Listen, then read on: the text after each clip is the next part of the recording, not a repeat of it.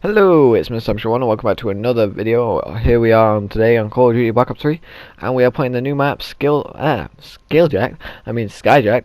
God damn, I can't speak today.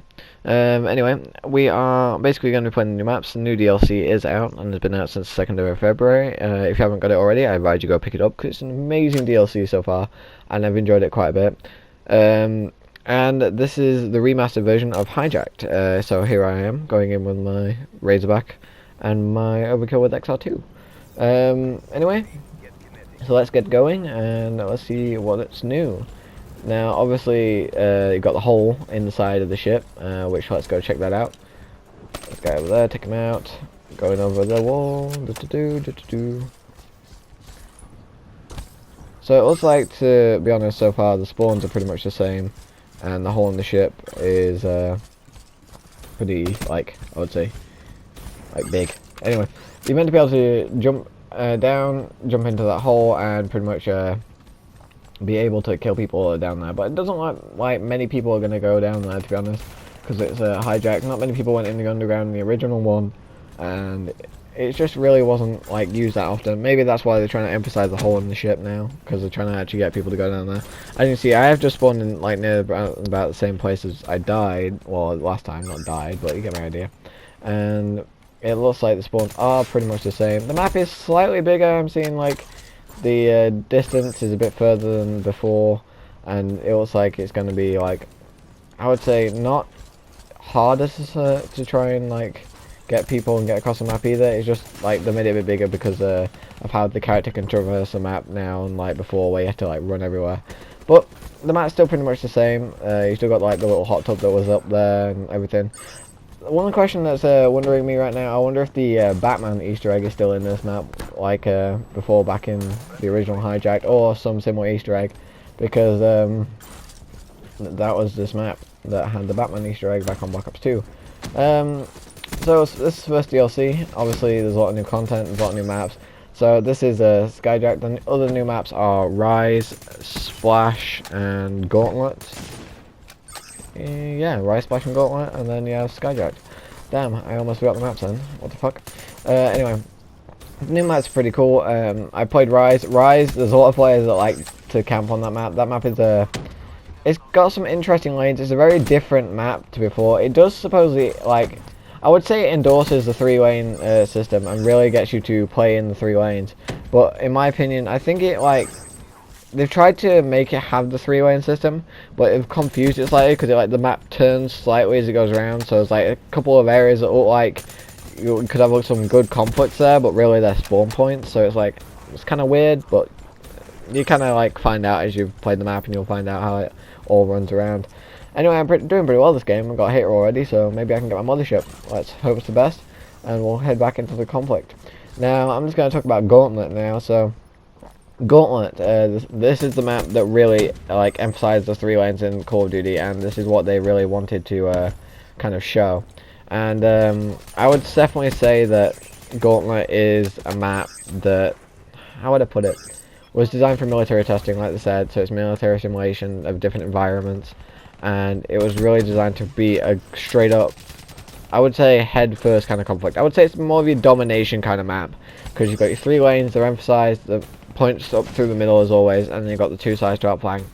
To be honest, the urban side, like the city urban side on the right, is if you're spawning on the whatever side you're spawning on, whatever. It's on the right or the left, depending on what side you're spawning on. I'm just going to say on the right for now. The urban side on the right is very, very open. So like you've got really clear lanes, you've got windows in the side that go into the middle of the map, into the building facility, and then you've got like little alleyways that you can pop out into, and like just try and make people don't notice you and stuff like that. And people don't notice you when you pop out into little alleyways, even though like it's kind of obvious to see you. Like some people just walk straight ahead and only see what's straight ahead of them, and that's what makes them like mess up or like screw up with the situation. But anyway, I would say the snow map part in the middle has a bridge across the middle, which makes the map really interesting. A lot of people have basically like a 3-on-3 of players go across the middle of the map. They basically end up conflicting. It normally ends pretty quickly because everyone takes them out. And then on the left hand side, there's normally a lot of players that run around in that part of the map, trying to get into the building doorways and stuff like that. There is a bit of a wall run and 2 windows that you can see across into that bridge area from either side, and the wall run is underneath the bridge. So basically you can like drop out the window, drop onto this little edge, jump, wall run underneath, and pretty much then power jump, turn around, land on the bridge and take out the 2 guys. So it makes some really entertaining combat. As we move on to the jungle area, it's a lot more of a stealthy side. So if you've got active camera Spectre, I wouldn't say anyone's going to see you that easily, so you're probably going to have a pretty good advantage of the situation. If you're wearing a green, I know a lot of players would say it's kind of sad that some people change camos and that for different maps, but if you really want to, you can. Like, I haven't got anything against it, so I don't, if they have something against it and they don't see you because of that, that's technically they died because they didn't prepare for that map. But anyway, so pretty much if you are wearing anything or dressed your character in green camouflage or anything like that during that map and you're going on that side, then I'd advise it, because they're very deep jungle areas. The corner of the map is pretty easy to hide in. There's a couple of rocks that you can just crouch next to a bush, and like players will just walk past you. I'm not even kidding. I sat in a couple of areas as just Reaper with a gold head and default body, and players have just walked past me. Just for like, I've just like gone there, sat there for about 3 seconds, player walks through the door, take him out, go in the doorway, take 2 players out as walking in the doorway, and then move forward. And it's pretty much that simple to do it. It's very interesting that you can actually like hide that well in a Call of Duty map, because normally when Call of Duty does urban jungle areas like Black Ops 1 and Black Ops 2, they kind of like put buildings in the way, and like it's not jungly enough, so basically you can't really hide in it. It's more of a, you just have to use a little bit of like, I would say, angle advantages. But the maps and the server connection seems to be okay so far. I've had no issues with the server since the new update, so all that seems to be good so far.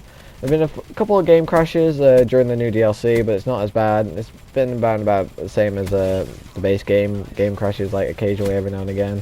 It's normally mainly on zombies, but apart from that, the actual multiplayer has been pretty fine. The leaderboards did have some glitches at the beginning after the DLC release, and you couldn't access leaderboards without the game crashing. So if anyone wanted to know why that was happening, but anyway, they fixed the leaderboards now. It's all up and running again, last I checked, and you can access. The only thing you can't do on the leaderboards is on zombies is change it to friends only on leaderboards. You have to look at all for some reason currently, so maybe something with the Switch was causing the glitch after the DLC was released. But I'm sure a hotfix will come out later on and fix that. David Vanderhaar has tweeted a couple of times that he's looking into bugs and patches and glitches. There is obviously a couple of glitches on every single map so far, and at the moment there is a glitch on Splash, for example, where you can actually get outside the map by climbing in the yellow tube. Now, to be honest, it's kind of weird, like how they missed something like that. Maybe it was just game testers didn't check. Maybe they were focused on playing the game. Maybe they just want to. It's just something they quickly missed, and they're like, oh, they thought that was solid because it looks solid. But who knows? No one's perfect. Everyone makes a couple of mistakes every now and again. On this map, from what I know, there's a glitch which got tweeted today by Vanderhaar where players were able to get on top of one of the buildings. So he knows about that one. That was going to get patched eventually. Rise, I don't know of any glitches on there, and on Gauntlet, I haven't seen any glitch on there. Gauntlet actually got a lot of things on it. Gauntlet on the map actually has a few, like, I would say it has a few bodies and the weapons and the like hands and feet and the chest plate of each character on the walls, which is kind of interesting because it's really weird just to see the torso of your player, even though like that's the part that's not augmented. But it's all there. It's really cool. I'm having this feeling there's a lot of Easter eggs on Splash. This isn't a hint at all. I do know there's some Easter eggs on Splash myself. Like there's a chocolate bar underneath the computer screen on Splash, which says Dr. Monty's on it, which is connected to zombies. So Dr. Monty's bubblegum factory, or perks factory as I would say. So might actually get some chocolate or something in zombies, maybe, I don't know. I just noticed on the table it said Dr. Monty's. It might just be an Easter egg just to say Dr. Monty's bubblegum factory, or maybe Dr. Monty's actually going to show up, because we don't know who Dr. Monty really is in zombies. He's just kind of like appeared. Maybe it's this one-time thing in this game, who knows. But anyway, hopefully so far it's going pretty well. There's been a lot of like, I would say texture glitches, to be honest, in this game. There's like a few areas which are like, what the hell's going on here? Like, for example, upstairs in the building that I'm currently in on Skyjack. If I go upstairs and go to the front barrier to shoot across the middle of the map, if you crouch, your screen, for some reason, it grabs the screen and you basically, like, it drags the screen across like your TV, and it really just, basically, it's really weird. Basically, it looks like a misplaced texture where it doesn't detect a texture, tries to grab the current texture and drags it across to fill in the texture gap. But I don't know. It might be that. It might be something else. It might be something very more complicated than that. But I don't know. Anyway, I hope you enjoyed this gameplay so far, guys, and I hope you enjoyed this video. I will be back with some tutorials on how to make each bow, and then hopefully I'll be doing some little hidden things that I found and looked around in the Eisen Dragon. Anyway, thanks for watching. Hope you enjoyed. Like, subscribe above and below, and if you like this video, comment below, and maybe have some Easter eggs in that. Anyway, thanks for watching, and have a nice day.